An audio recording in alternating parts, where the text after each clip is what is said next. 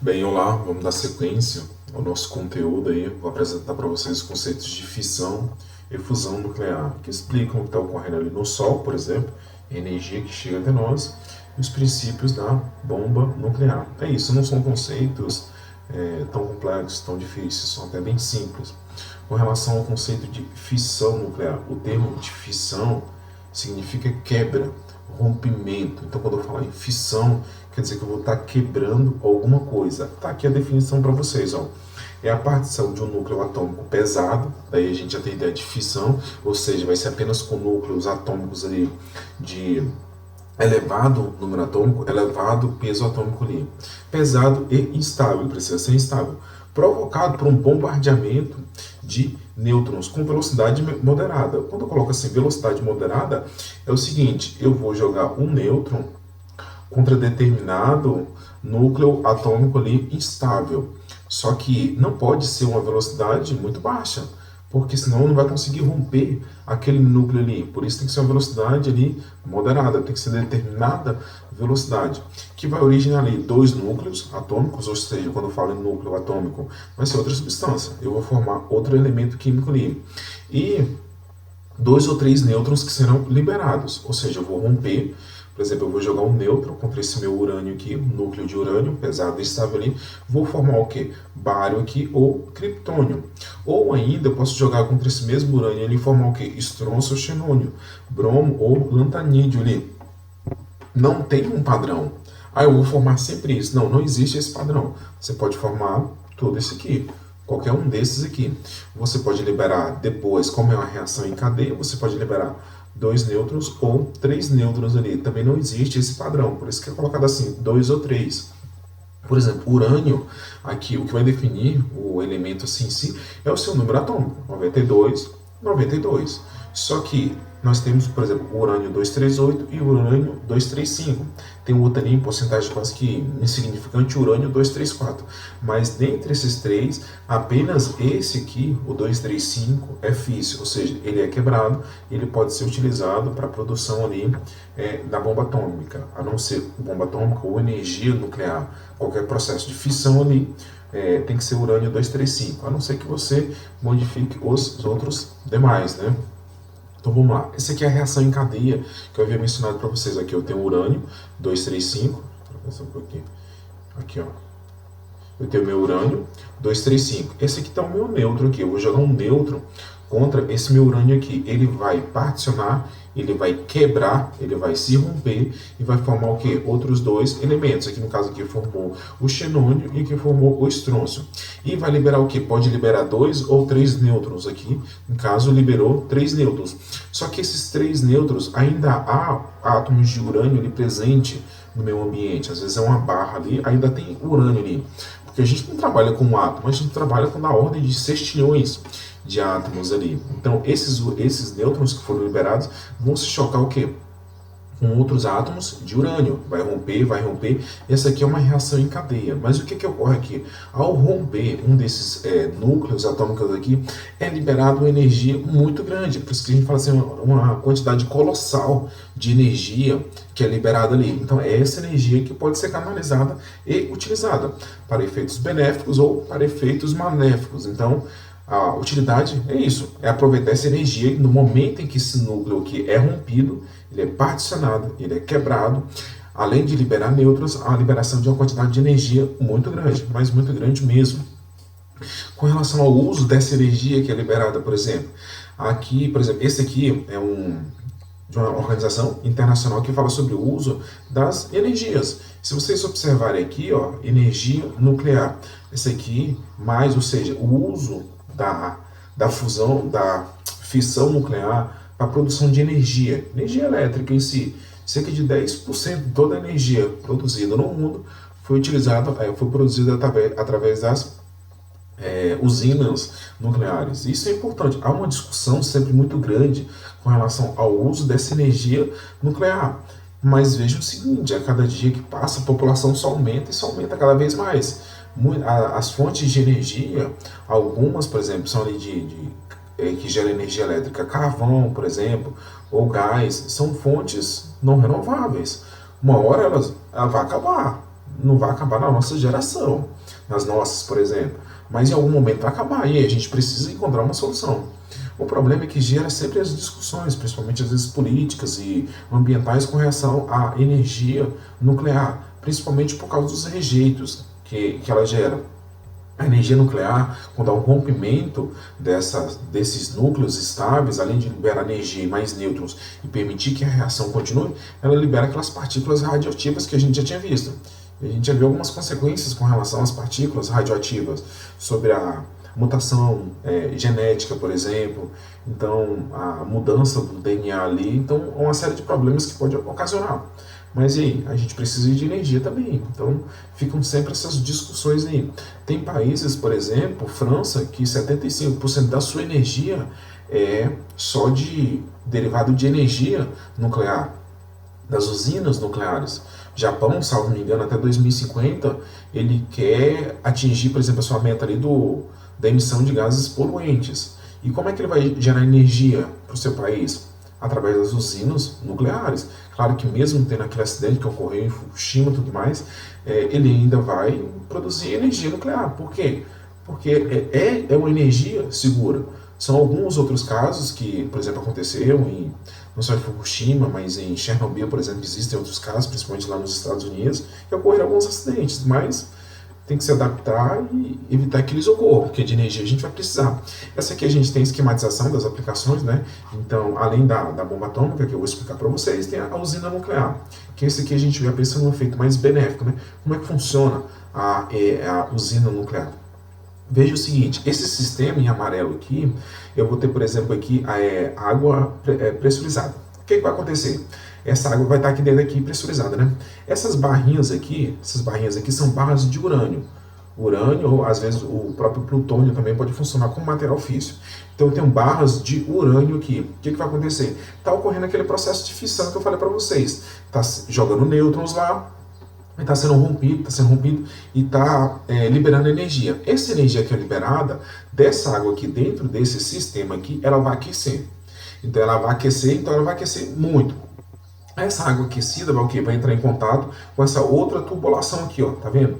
Que aqui também vai ter água.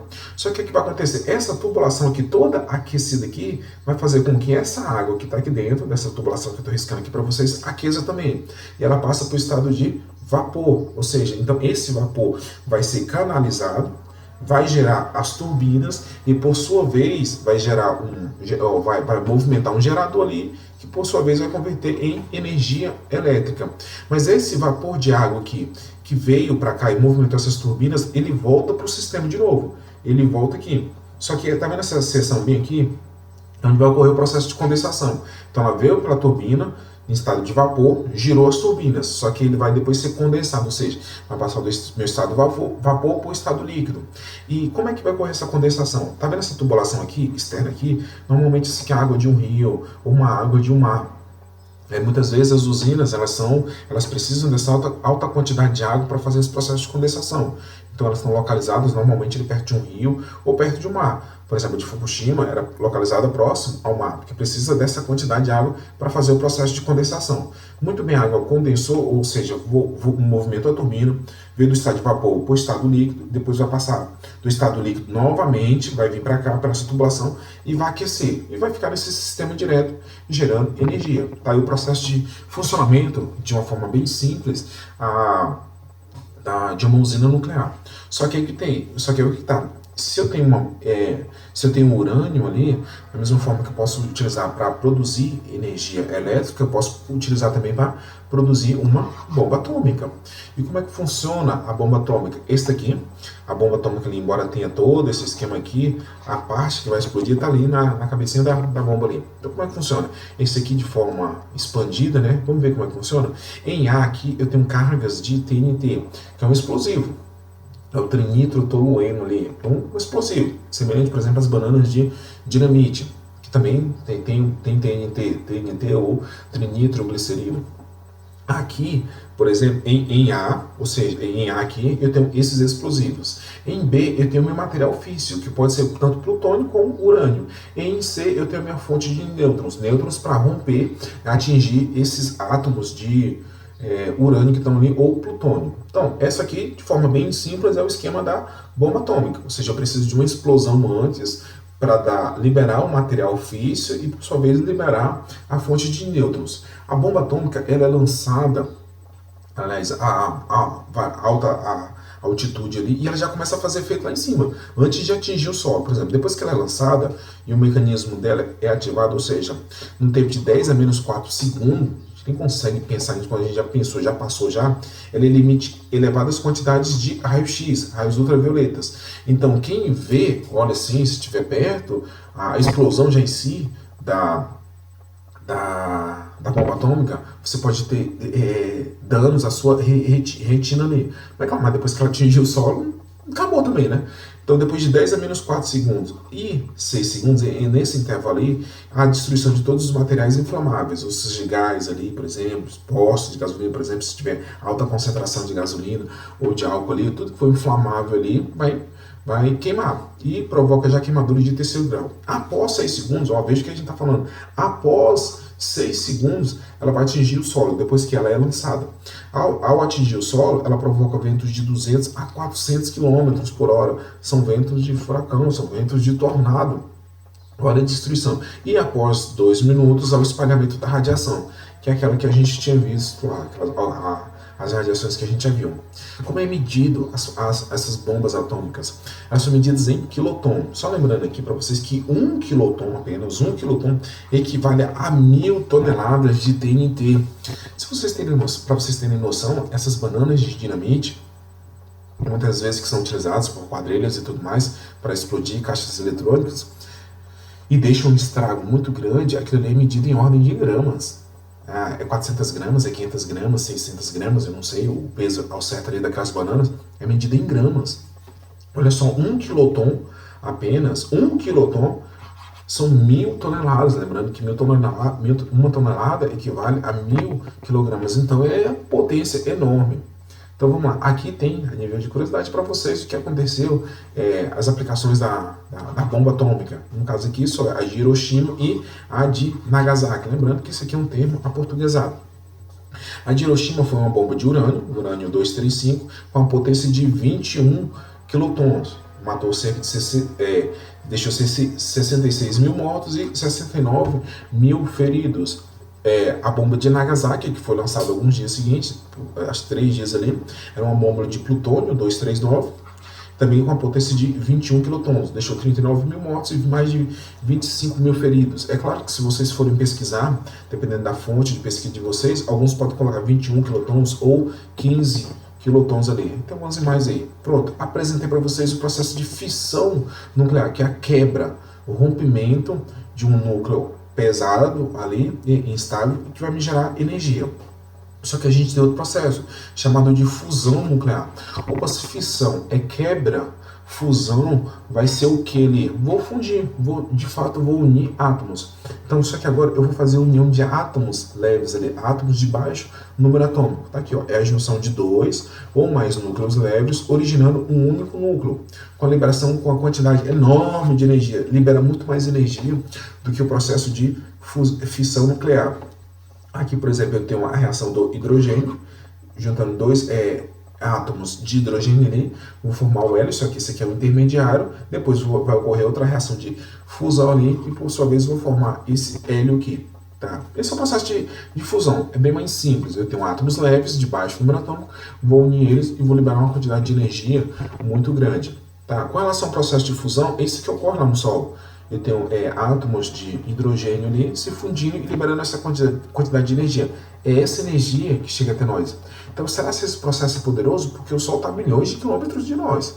Mas mesmo assim, essa energia chega até a gente. Então, para ocorrer um processo de fusão, para a gente fazer esse processo de fusão aqui no nosso planeta, a gente precisa de temperaturas muito grandes, mas muito grandes mesmo. E essas temperaturas altíssimas, da ordem de milhões de graus Celsius, elas só foram atingidas com a produção das bombas atômicas. Então, mas tá, com relação a isso é uma desvantagem, que a gente precisa dessa alta temperatura. Outra vantagem, mais uma desvantagem, né? E uma vantagem, qual seria? Diferentemente no processo de fissão, a fusão ela produz energia limpa, ou seja, não há aquela emissão das partículas radioativas. aí está um processo bem vantajoso. Então, mas qual é a dificuldade disso? A dificuldade é justamente atingir altas temperaturas. Esse é um grande empecilho. Então, existem vários projetos que tentam controlar ou atingir essas altas temperaturas, mesmo porque, igual eu falei, a gente precisa de energia. A gente precisa, por nossa população cada vez mais aumenta. Ou a gente parte para as usinas nucleares, que existem aquelas problemáticas ambientais, né, não em discussões, ou a gente parte para o processo de fusão. Só que o de fusão, ele é muito mais violento, ele é muito mais difícil de ser controlado. Aqui a gente tem alguns projetos de reatores que são experimentais, que são tanto desenvolvidos nos Estados Unidos, quanto na Alemanha e outros países por aí. A gente tem pessoas muito importantes e bastante ricas interessadas nesses processos de fusão, né? A gente pode citar Jeff Bezos, da Amazon, por exemplo, Bill Gates, da Microsoft, né? Então, que estão interessados nisso. Por quê? Porque a humanidade vai precisar de energia. A gente vai precisar de uma fonte. Essas fontes não renováveis, uma hora vai acabar, vai se extinguir. E aí, como é que vai ser? Então a gente vai esperar? Não, então por isso que tem esses projetos. Essas imagens aqui é do projeto ITER, que é um reator termonuclear experimental internacional, que fica localizado lá na França, lá, em que participam diversos outros países, porque estão interessados nessa energia. Tá? Então, a previsão é que por volta de 2035 ele já começa a aproveitar algumas coisas ali. Por exemplo, ele começa a simplesmente aproveitar o calor, né? Nem a energia gerada, o calor das paredes desse reator aqui. Mas o funcionamento dele em si, um pleno funcionamento é lá por volta de 2050, 2060. Isso é apenas previsão. Então vamos lá. Mas da mesma forma que a gente tem um efeito benéfico, por exemplo, legal controlar esse processo aqui na Terra. Se a gente controlar esse processo aqui de fusão aqui, a gente não vai precisar mais nenhum tipo de energia. Ela pode substituir todos os outros. Hidrelétricas,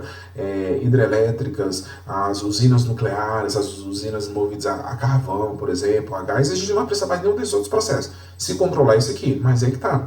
Gera muita energia. E essa energia sempre está sendo agora. Tanto o processo de fusão, por exemplo, fusão ou fissão nuclear, ele sempre vem com efeitos bélicos ali. Se desenvolveram eles primeiro, não foi para falar, vamos gerar energia, não. A gente fez isso para destruir outras nações. Então foi feito para bomba mesmo. Então a gente teve bombas de hidrogênio, em que elas, por exemplo, aqui, ó, a primeira foi dos Estados Unidos, conhecida como Mike. As outras lá de Hiroshima e Nagasaki também tinham nome, só que acabei não colocando lá.